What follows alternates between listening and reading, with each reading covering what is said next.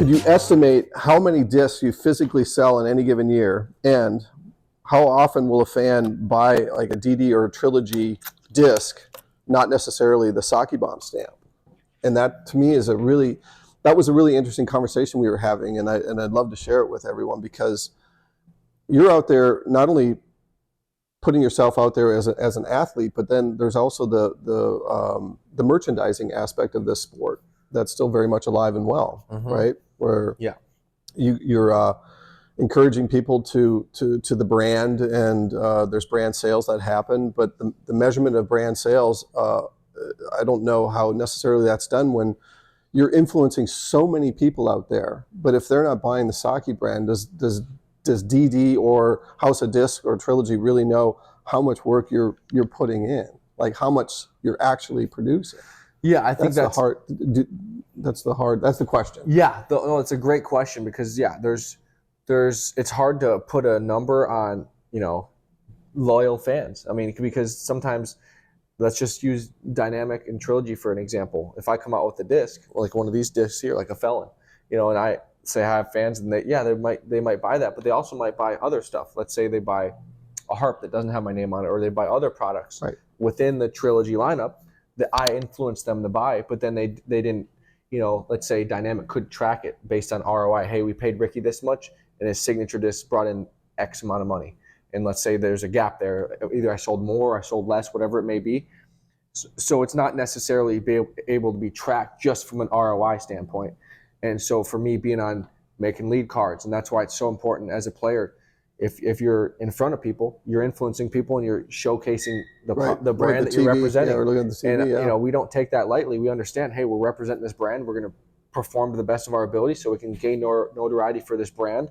But yeah, the point of it is there's a lot more than just a number, and I think that's something that the manufacturers are really starting to realize, that's why these players are getting paid, is because maybe you may not hit your mark as far as what discs you wanted to sell and the amount of discs you wanted to sell, but there's so much more into it that go into representing a brand and playing and competing at the highest level, that I think that image, as far as what someone like myself, or like someone like Simon and Paul Macbeth and those guys, what they represent is so much more than just a number on a piece of paper. And I think that's where the disc golf culture really is a great thing, because we have dedicated fans, and we're very thankful for that, and we really want to give them genuinely great products that they can use and utilize in their games, just like we do as a top professional player.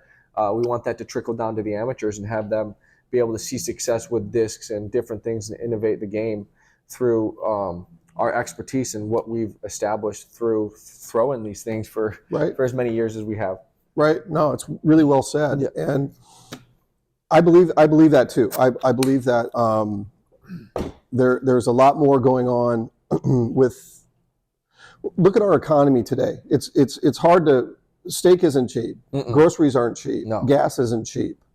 And to get a signature disc is a luxury. It is a luxury item for a lot of people, especially let's just go to the younger people. For sure. But they still want to throw what Ricky Wysocki's throwing. Yeah. So they're going to get that disc, but it won't necessarily have, your signature aspect of it. Right. Or they're buying within the Trilogy brand or within DD brand because they're fans of yours. Yeah. But they're not necessarily. How do you track that? But you know what's happening. Uh-huh.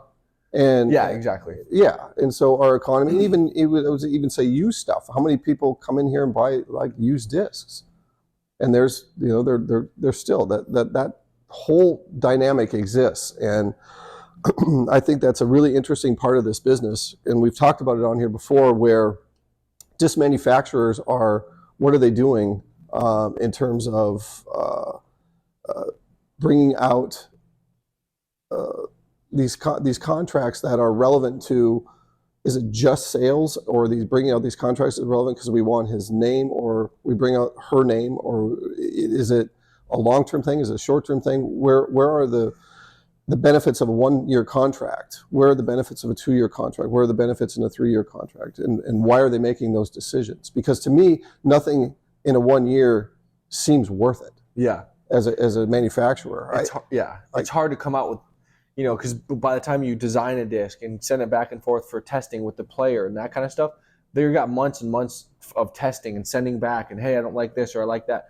So by the time you come out with it, it's, like you said, the 1 year really isn't that enough if you're coming out with signature discs and doing all that stuff. Right. So yeah, I would say as a player, 2 years is a minimum. Right. Is what I would say.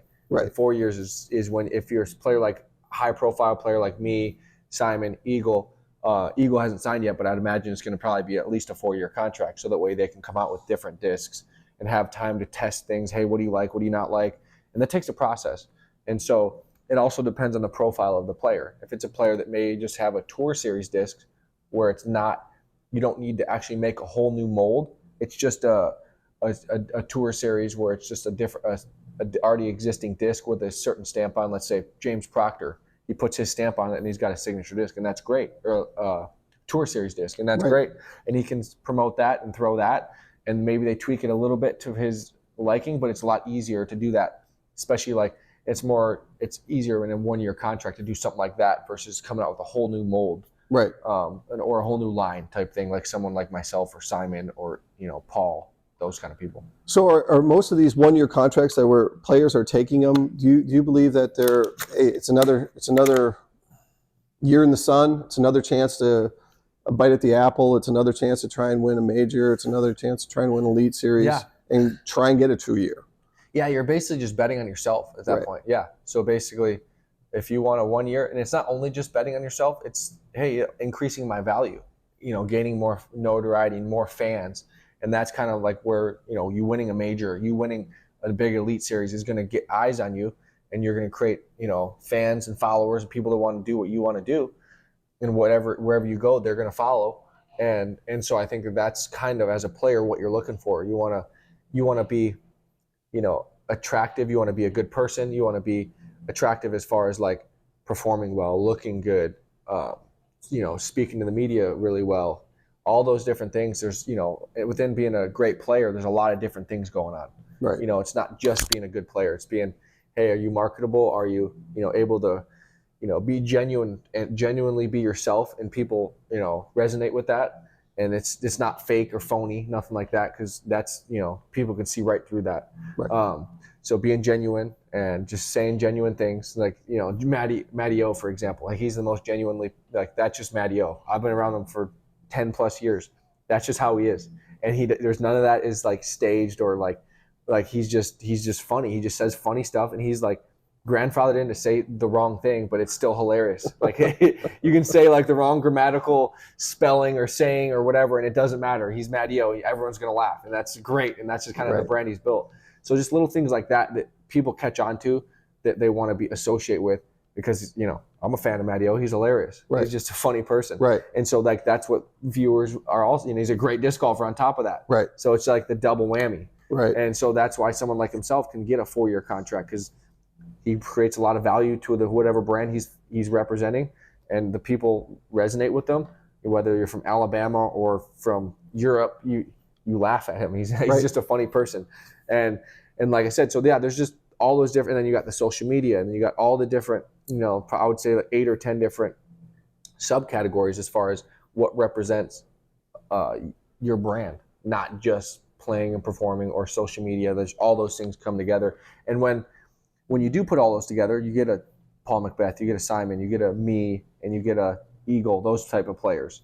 And that's when you get paid the most, because you have performance, you have the social media presence, you're able to public speak well, you're able to be in front of the camera, and just all those different things that are all those bullet points you need to hit to really be at that, I would marketable value. Yeah, marketable value of, and that would, I would say 4+ year contracts, right, as opposed to 1.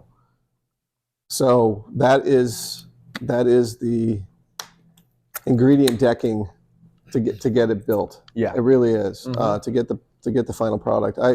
And just like anything, there's no shortcut for it. It's like, there's no, if you want to be the CEO for Apple in 10 or 20 years, you got to work your way up the ladder. Just like disc golf, you got to, all right, let's start it. If you're a young kid trying to play disc golf, all right, let's start an Instagram. Let's start posting on there and practicing all the time. All right, let's practice being right in front of a camera and talking into it and getting good at public speaking and that kind of stuff. And then it's like, all right, on top of that, let's Let's get good at disc golf. Let's practice every day. Let's do this. Let's do that. Let's look professional. Let's, all those different things that go into it. It's not, so that's kind of like, if I was a young kid, that's what I would do. I would, try to be the whole package and then represent a bunch of different things. So that's really interesting. So it's work on your game, X amount of hours a day, but then don't forget about the social aspect of why this has become important to manufacturers. Because ultimately, is it the manufacturer that holds all the cards in that say? I mean, they're writing the biggest checks. So the answer is clearly for now, yes. Yeah. I think they do hold a lot of leverage, but my thing was always, if you play and perform and play to the best of your ability, and for me that was winning tournaments, you can't be denied. There's really no other, all the other stuff will fall in place. Like I said, that goes back to me being all in. I'm all in on playing, performing, practicing, and just getting the job done and making sure that I'm winning tournaments, because I know I'm one of the best players in the world, and I am, and so that's what I'm focused on. And then I'm going to make sure to do social media and do all these different things. Obviously now I have the luxury to where people can help me film the content. I don't have to film it myself, that kind of stuff. Helps with time. Yeah, helps time, exactly. Time is money, and just, not that it's all about the money, but that's what you need. You need money to hire somebody to help film the social media content or whatever else that may distract you from practice putting or throwing in the field. Right. Instead, you may be editing the video instead of maybe paying someone to edit that video, that kind of stuff. But yeah, I've definitely been a proponent of 80-90% of your focus should be on playing, and then there's those other things that you definitely have to have fall in place to have the whole package, and it takes time, it takes years. Yes. Just like anything, there's no shortcut. You got to put in the time in each one of those categories to get that level up. In order to get the attention of the manufacturing, who are writing the bigger checks. Yeah. Unless you can, I guess that applies to Nike. It applies to Nike's looking for someone. They just got rid of Tiger. Exactly. Yeah. You've been wearing some Nike shoes for a long time, man. On polos, yeah. They owe you. But it's funny. It never used to be. As an athlete, you were an athlete first, and that's what mattered. And it still is. You're an athlete first in disc golf. But what you're saying is that there's other aspects of this now that are critical to going forward and making yourself marketable enough to get that 4-year contract or the multiple year contract. You're going to need to have a multi-prong attack publicly, not just your game. There's got to be other aspects of it that people are interested in. For sure. Are drawing attention. That makes a lot of sense, and we're seeing it. So. And I think it's just, that's what social media has brought upon. Like when I was growing up and practicing, like there wasn't really not that much. Social media was just kind of starting, so it wasn't that big. So I would just go out and practice myself, as opposed to like now my brother practices. I'm like, all right, film some of your shots today, and so like he makes sure he films his shots, and like, all right, you post on Instagram today, like that kind of stuff. So it's like he's doing the same thing I'm doing, except he's just filming it and posting it for the world to see, and then people are like, oh, cool, Ricky's brother's playing. Like they kind of get excited about that. And that's cool, because he's kind of the next, hopefully eventually we'll both be on tour and be able to travel together and, cool. Both be on lead card, fighting, battling for a tournament win, So that's the goal. But yeah, so I'm kind of like, all the stuff I said is I'm giving that recipe to my brother so that way he can go ahead and that's the thing is, people got to realize it is a professional sport, and there's a lot of people that want to be in a top professional player's shoes. But it's like, just because you want to doesn't mean you're going to. Like, I want to play in the Masters this year. Like, that'd be so much fun. But like, I understand. Like, hey, I'm not. Even, this isn't just not in the cards. I'm not. But like, so that's kind of where disc golfers, professional disc golfers, like a lot of people in the past, like they want to go out and sign up for a professional tournament just to tell their friends, hey, I'm a professional. But like, there's so much more to it than just that. And I think that's not that I'm trying to discourage people from being a professional. But there's just different levels to it. Well, you've played 13 years, over 1,000+ rating consecutively. And some players in their 900s, and they're dreaming that way of what you're talking about. But until you can consistently get to a level of at least 1,000 rated, you're not even. It's not even in the question. It's going to be really, really, really tough. And as the money comes flooding into this, and I think the Disc Golf Pro Tour has done a fantastic job, and least in the last couple of years that I've seen, to really bring up the value, the optics. Things are getting better and better and better. These courses are looking better on television now. The production level is better. The live's better. The money's gotten better.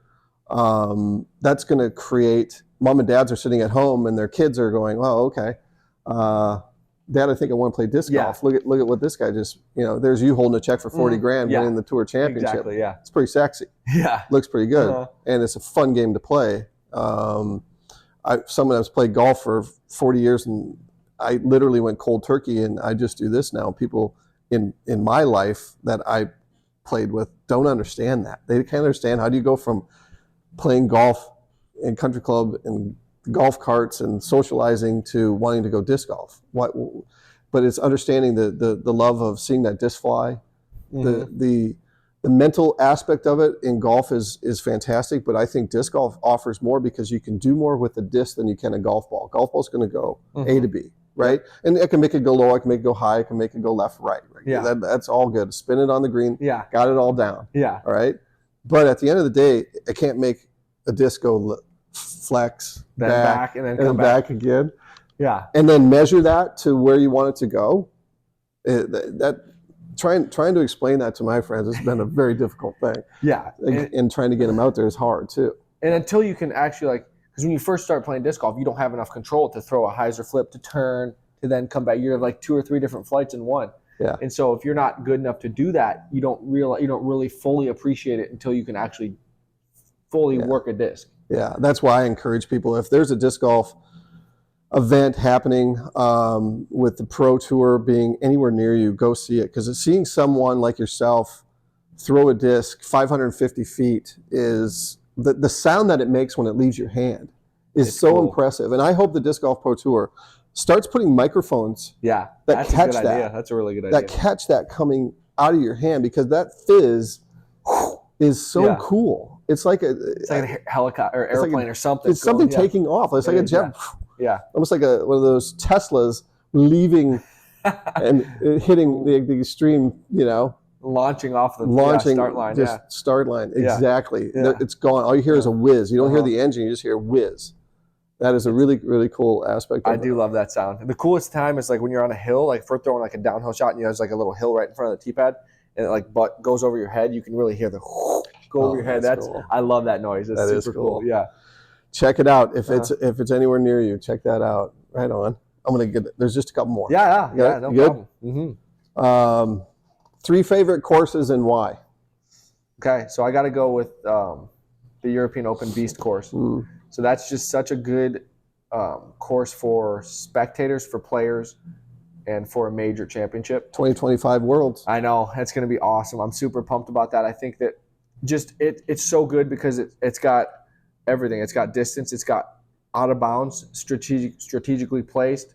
And as you unfortunately saw, Barella this year on 16 at the European Open, that was a crazy moment in the disc golf world. But that stuff can happen out there, and that's why I think that course is so fun to watch tournaments on, because it's very challenging, and you see us top players really dissect the course, but you can also see like what happened to AB. That is very possible, and that could happen to anybody. Right. Like that, those greens and those fairways are so tight, and you can add up a lot of strokes real quickly. And I think that's in the back of your head is kind of why the players respect it so much, because that every birdie and every shot you throw out there could have a bad result if you're not fully calculated. And I think that's what a major championship needs, and that's kind of comparable to like the European version of USDGC. Right. That's essentially what it is. And I would agree with that, because I know even on 17, coming in on 17, 18, it's a mid-range, right? But it has that side slope. And no one's taking a breath until it actually stops, because if it lands the wrong way. Yep, you're rolling, and it's such a more severe angle. If you miss left of the basket, you're almost guaranteed to go out of bounds, because that slope's going straight down the hill, out of bounds right there. There's nothing stopping it. Gravity's down right to the hill, out of bounds. What's number 2 and why? Number 2, I would say Vermont. It's kind of not really a course, but the Vermont complex, because you got the Fox Run, which is the open side, and then you got Brewster Ridge, which is the wooded side. And so they both complement each other really well. So I want to put both those in there. Yeah. And so I think those are just it's such a good venue to have, because like I said, it doesn't just favor one player or another. You have to play good woods golf and be accurate, controlled, and then you also have to play good open golf with out of bounds and still be able to throw far. So those two are paired perfectly well together, and I think that is something that is very well showcased there. And those two optically for us viewers are some of the best. I think for people that you want to try and bring into the sport and say, hey, I want to show you something on television, check out the Worlds that were at that course in Vermont last year. It's incredible. It's incredible to watch hole by hole by hole how beautiful it is. It is. And you're carving out those lines. It's really aesthetically, those are some of the best courses. It really is amazing. You got one more in there? Yeah, so I got to go USDGC. Yeah, I love it. I think it's just, it's like I said, once again, it's like I said in Europe, it's great for fans. It's open, but it's tight in the same sense because it's open for the fans can see everything happening. The out of bounds is there, everything is there, and it's just like European Open course. If you're off by an inch, you're off by a mile, and so sometimes you throw a shot and you're OB by 2 inches, and you got to go all the way back to a drop zone, and it's like that is in your head. So it's like it goes back to like what you said with golf. Like you have to have this mental strength to be able to handle the bad breaks and things that are going to happen, because you're not just going to smooth sail through a round and just throw every shot perfect. Right. You're going to have a shot skip a tiny bit more than you want, roll and trickle, and then you're out of bounds by an inch. And the card mate throws the same shot and is safe by an inch. And that messes with your head. You're like, I threw the same shot and I'm getting like 2 strokes worse potentially because you have to go to a drop zone 300 feet back. So just those little variables, and they designed the course really well to the point where it challenges you on every shot. You can't take a deep breath. If you throw out of bounds, you could ruin your tournament on any hole. So you're not that you're playing not to lose, but you're just playing with respect for the course, because you know what the course can do.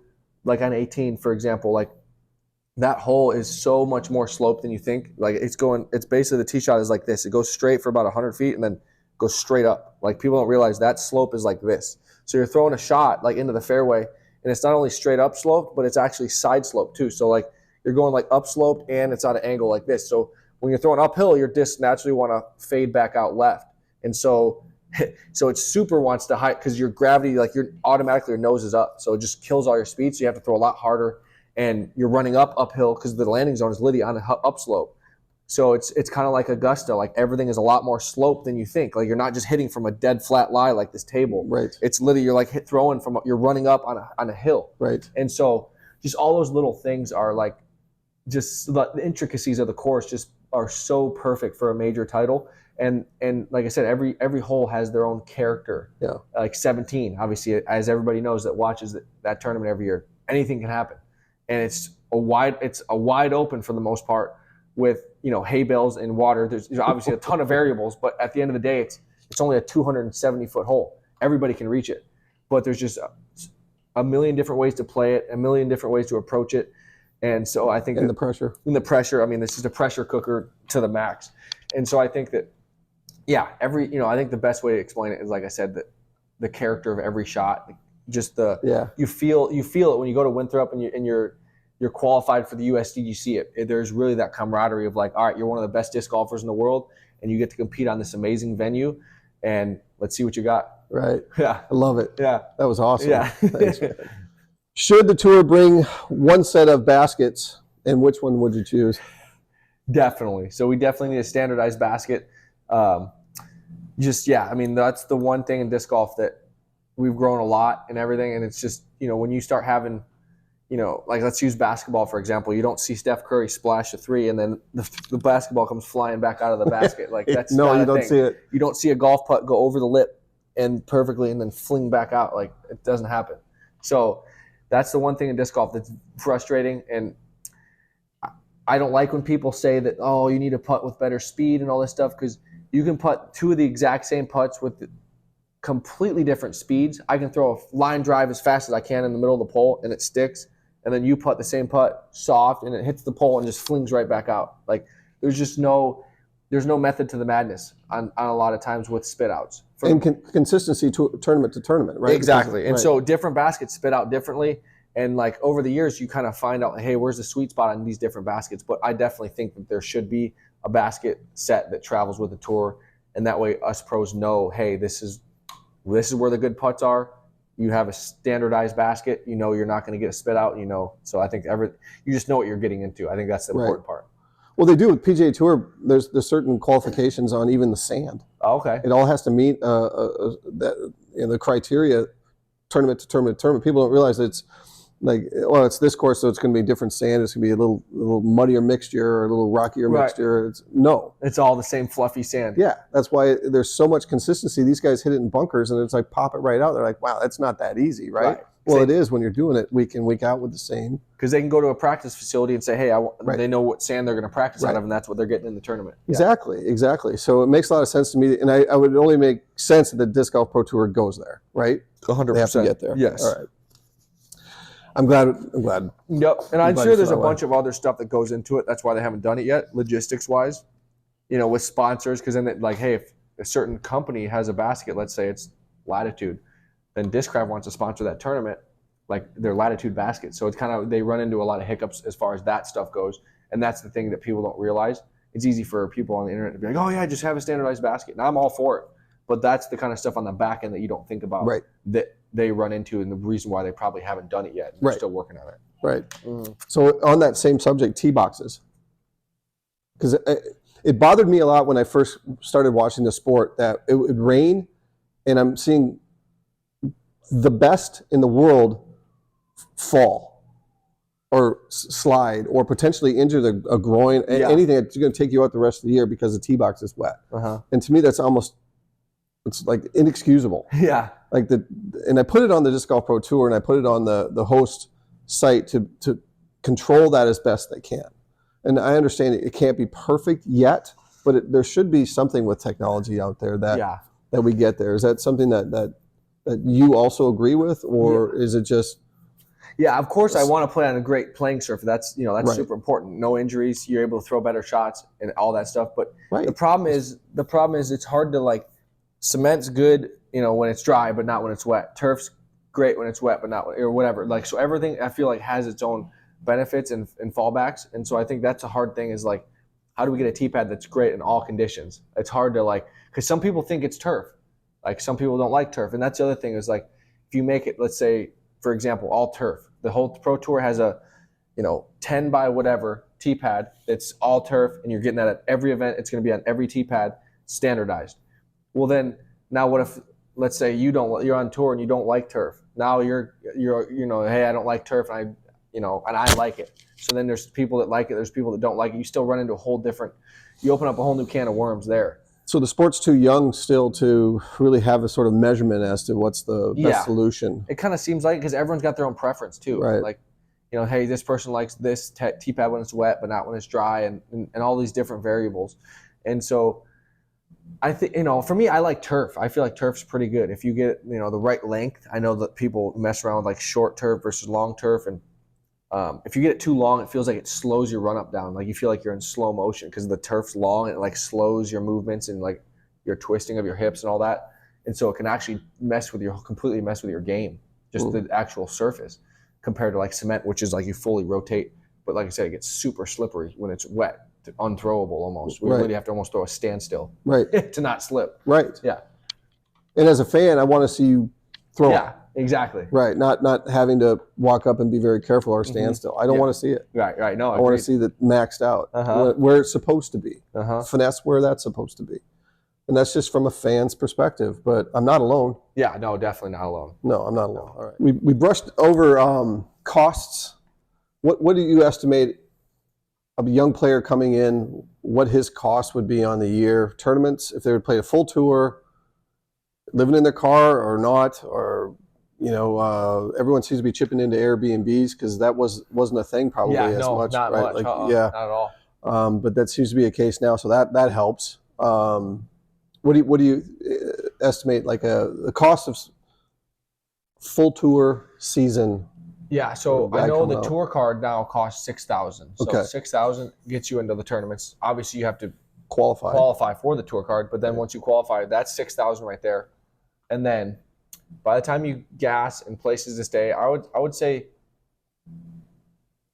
$12,000 is probably like out the door what you're looking for. If you're frugal, super frugal, like me, buying trail mix. If you're, a young kid or you're someone that's willing to put in the sacrifices to get, give yourself a chance to get your name out there. Yeah, I think you're needing at least $12,000. You're not going to be living the glamorous lifestyle, but you'll be able to travel, see a lot of new places, see a lot of new courses. And that's assuming you're not cashing either. So you're just just raw cost, raw exactly. bottom line. That's just money coming out just for gas and food and all that stuff, and just the bare minimum stuff. Right. And like I said, most of that is entry fees. And then so obviously the gas and other stuff is, and it depends on the gas mileage, a lot of other variables that go into it. But it may be closer to 15,000. Okay. So I would say in that ballpark, right around 15,000. Yeah. Right around 21-ish thousand. You can go out there and have the best year of your life, hopefully, right? Probably, yeah. If you're qualified for a tour card, it's a impressive thing. You have to be a good disc golfer. I think it's top 75 now, so it's becoming a harder and harder thing to get to. And that's how many cards are given out each year now. 75. Mm-hmm. And I think so. Let's talk about this year's schedule. Better or worse? So we're doing this podcast in Arizona, so I'm a little partial to the West now, but I do understand that you have to have the courses, you have to have the, all the different infrastructure that you need for a pro tour level event. So, a lot of the courses we have here are good. They're good courses. We got like Vista and we got Fountain Hills. We need more parking. We need more, there's just lots of, stray people walking through the park. And so you're not able to really close the park fully, all that different stuff. So all those different things, have just kind of like ran the pro tour out of Arizona. And I understand it from a professional standpoint, but I still would like to see it back here eventually. And hopefully one day we can get it back. And that's definitely one of my goals. But to answer your question, it's in Florida now. It's starting in Florida, and I understand why. Paul's doing a lot of work out there to put in the infrastructure. He's putting in parking lots, I've heard. I'm sure he's putting in Wi-Fi all throughout the course, so that way we can bring the event to you guys watching on DGN and watching live. So there's a lot of things he's doing that are a draw for the pro tour, and that's what they're looking for. And so I think that's the biggest difference. That makes a lot of sense. But the schedule overall. I see that Las Vegas got brought back into it just a little bit later in the I guess the first quarter still. Yeah, it's I think it's like April or May. It's second quarter then. Okay. All right. I think it's April, May, somewhere in there. That range, yeah. So I think that's kind of cool. We do come back to Vegas, and I think a lot of people will play that. It's a fun event, and you get to be in Vegas. It's the one. Right. Yeah. So it's kind of fun. And then pop up into the two others in OTB and so it's kind of like I think we come from the Midwest somewhere in like Kansas or something, and then we kind of come down to Vegas and then up to California for the OTB. So it really looks like they've done their best to structure this in a way that brings everyone out. Yep. So you're not going from point in California or Oregon or Washington across the country and do those crazy 30-hour drives that you got to do, right? That's dangerous. It is, yes. And you got to take care of these players, and we want you all to have some gas in the tank. By the time you get to the end of the year, because there's a lot of good stuff happening at the end of the year. Sure. And you don't want to get all burned out. No, definitely not on the road. So, I don't know where I was going to go with that, but just the tour schedule. I think that's Oh, now how about your commitment? That was what. So I'll be going to Florida. Okay. We'll be going to the All-Star and then the chess.com Open or whatever it's called, the Falls tournament. Yeah. New sponsor. Yeah, sounds that's good. kind of cool. Yeah, he worked on that. That's really mad props for that. I think they're throwing a good chunk of change at it. I think that they're seeing that there's probably a good chess and disc golf crossover there. Kind of cool that the company like that's seen that. I think they're very similar to disc golf. Yeah. Like during the pandemic, people probably staying inside wanting to play chess and thinking person's yeah, game. Exactly. So chess and disc golf really kind of blew up during the pandemic. So they're probably just seeing a good crossover, which is really cool. And then, so I'll be playing Florida. Then I'll be going to Texas. I'll be going there for 3 events, I believe. So Texas for 3 weeks, and then I think we go to the Midwest for. Well, you kind of own the Texas Open. Yeah, the Texas. I am the 6-time Texas state champion. 6 times. Yeah, that is so cool. Isn't that cool? Yeah, what's that the is even cool. closest to you? I think maybe one or two. Someone's won it once or twice. Yeah, probably 6 Bradley times. Williams. He's from Texas, so I'm sure he's won it maybe once or twice. Okay. Yeah, and then cool thing of this year, I'm going to be in Europe for about 4 weeks, so I'm excited about that. I'm going to be going to, obviously, Really? yeah, I'm going to be in Finland again as well, so that'll be fun. That's always it's awesome to be in Finland. Just the way they respect the sport. It's literally feels like it's like how we respect golf here. There's a lot of respect. People understand. They appreciate the sport, and there's just a different level of professionalism that they offer, and it's just really cool to be a part of that. Right. And so I'm excited to be there. I'm going to go to Estonia as well. That's going to be fun, and I'm going to obviously play OTB. I'm going to play in the Northwest and the Oregon swing, and then of course the East Coast swing at the end of the year, Maple Hill, Vermont, and then head down to the USDGC and the Pro Tour Finals. Wow, that's a full year, man. It is. It's all over the place, but it's like you said, it's good. We got Florida, then we got Texas, then we got the Midwest, right? Like Kansas and and for the Dynamic Disc Open, and then we kind of go to like Vegas, and then up the West Coast once it starts getting a little bit nicer out there.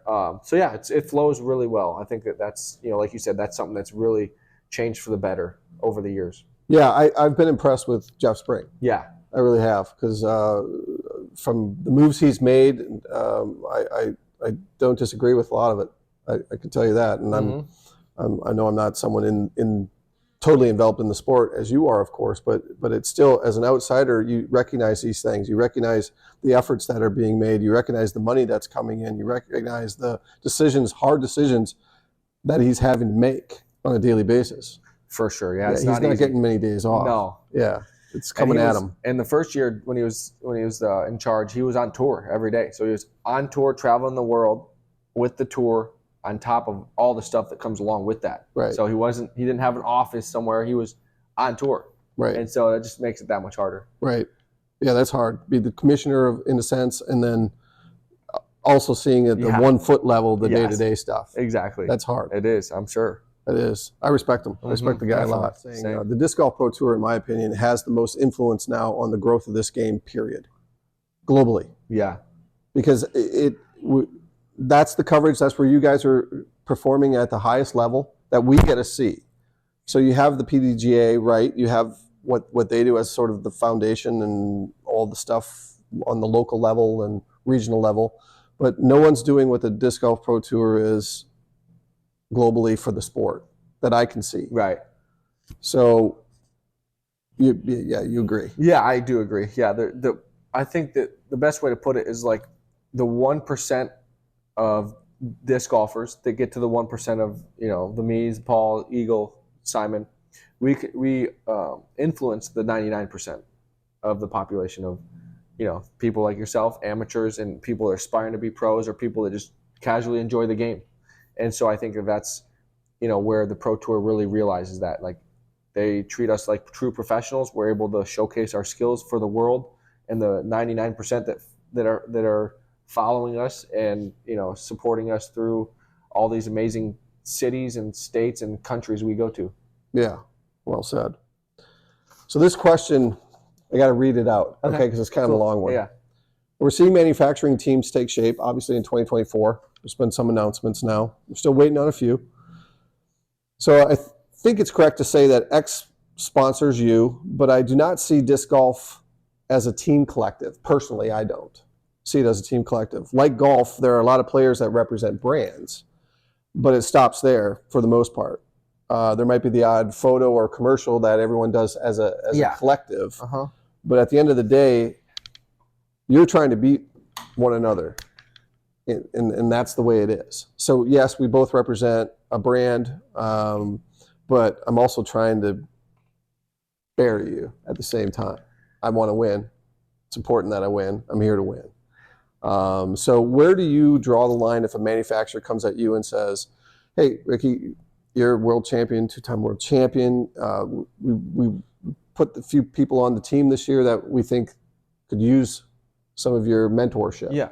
Where do you draw the line on how much time you're doing to prepare, and then how much time you can do to help someone coming up? Yeah, like so I'll use Carter for an example. Carter Aarons, he was sponsored by DD last year, Yes. and so we did some videos, and I definitely played some rounds with him, a good number of rounds, and was able to show him a lot of things. And so I do like I'll take time, I'm able to practice, play a practice round. People are filming it, but I'm also just able to be genuine with them and say, hey, here's what he was having trouble with a couple things, and I can just run through a couple things that I've experienced that work for me, and that whether it's strategy or form things that he can improve on. And so I'll just rattle him off and show him, and then he'll, whether it's moving his arm in a certain direction or like I remember it was like a long, like how do you get good at longer putts? So I was kind of talking to him about how to get a little bit more spin on your putt, and so that's something that comes to mind that with the younger generation of team players, that I will do that. I'm able to play my practice round with, let's say, a couple of junior kids that are 16, 17, 18 years old, trying to get their feet wet, and I can help them elevate their game in a quicker way without having to go through the trial and error sometimes like I had to. So there's definitely things I will help people. I'll help teammates, and it doesn't have to just be teammates. It has to, if a young kid that I can tell is really enthusiastic, puts the time and effort in, and really wants they're stuck up on, hey, I can't throw past 440 feet or whatever. How can I get better? So I can kind of take that next step with him and say, hey, here, try this, try the little hip rotation, try a little extending your reach back, just all the little things that I can give him to practice, so that way he can go into the field and say, hey, all right, I'm going to try this. And it's easier for me to do that with people that I know are going to actually go out and do it, Right. and put in the work, instead of just like It's your in one time ear too. out the other. Yeah, it's Right. it's my time too, and not that I'm, it's all about them. It is, but I also want to, I gotta take care of myself, and I gotta, keep my skills Right. sharpened, and practice a lot as well. So I will offer time and effort. If people come up to me and ask me and show that they're interested, then I will definitely take the time and share a lot of the knowledge that I've accumulated, and I feel like I have no problem doing that. That's great. Yeah. I think that's terrific. But last one I want to put up, you and I share a goal of developing private disc golf courses. I just think, and I know where your head's at. You do. I do, because on occasion we'll share like pieces of land. What do you think about that? What do you think about that? and the creativity and what could possibly be done. But I do think the sport, for it to go in the direction we want it to go in, and the Disc Golf Pro Tour wants it to go in, and what we're seeing in Europe with the private development and pay to play, even like, is it, who's got 130 acres now down in Houston? Nico? Yeah, Nico. Yep. Yeah, Nico. He bought a course, I think, with one of his buddies that's an investor type thing. And we know that Paul and what they're doing down there at Throw Down the Mountain course, whatever that. Yep, in Florida. What's it called now? It's called Olympus or something. Something like that. Yeah. Yeah. Uh-huh. Fits his theme, Yep, right? So that's a pay to play. That's going to be. I wonder if it's membership. I'd be really probably. Curious to know. But I think it is. Yeah. That's exactly where this thing needs to go. So I know you're on board with that. Is there something that is there someone who owns land out there that how they contact you, they contact the management team to if you want to put some time towards designing courses that might go not necessarily taking a city park and taking the lines that they have, but actually developing the lines made for disc golf course, made for championship course, maybe. Yeah, that's something that I'm definitely am passionate about eventually doing that, because I think that's something that's going to be the next generation of disc golf for the next 20, 30 years. It's going to get to that point where people are going to, they're going to want the golf course atmosphere and the country club access. Like, hey, you can watch DGN in your local country club, drink beer, do whatever, socialize, and you can have all that stuff in one spot. And I think that's something that really isn't there yet, as far as like someone like even Paul's course. They have a course, they don't have like a pro shop and like a, or they probably have a pro shop, but they don't have like a restaurant, clubhouse type feel. Right. I think that's something that people would really get behind, and I'm very passionate about that. And if land is obviously, that's the number one thing, especially here in Phoenix. It's hard to find mature trees that you can shape shots and really design a course that really requires shot shaping and stuff. And I think that, but yeah, if there is people out there, that'd be awesome. I mean, Instagram's really the best place to send me a message if you have some sort of land lead or anything, ideas.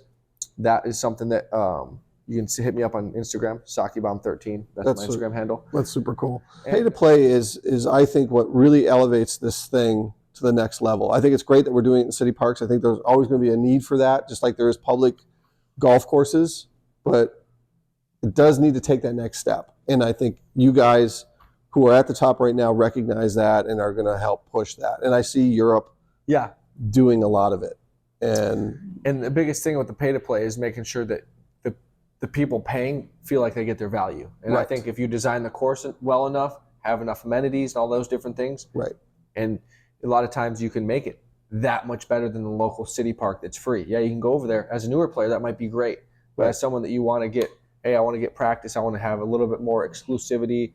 Maybe if the sport grows, you're not having to wait in big groups on the weekends to have to play around, and you can make tee times. And so it just opens up a lot of different opportunities that aren't available when you have a public park. Doesn't it just sound great when you say it? Hey, I'm going to play disc golf at so-and-so country club, teeing off at 9 a.m. Yeah, it's super cool. That's it, my friend. Oh, thank you. That's awesome. We made it to the end. Deficit disc order. That's cool. I love that name. Deficit, yeah. That's a great name. With the squirrel, this is... what's this mascot's name? Mascot is Dusty. Dusty? Because we live in the desert. Yeah, it's Dusty. Yeah, that's cool. And it's an Arizona squirrel. There's a certain type of squirrel that lives in the Ponderosa Pines. Okay. And that's cool. What he is. Oh, nice. He's an Arizona squirrel. I like that. That's super cool. So we'll get some merch eventually if this thing ever takes off. I like it. That's you cool. being on here is a big feather for us. So thank you for taking the time, man. You're an awesome guy. Thanks a lot. All right, Thank you guys for having me. Thanks, guys.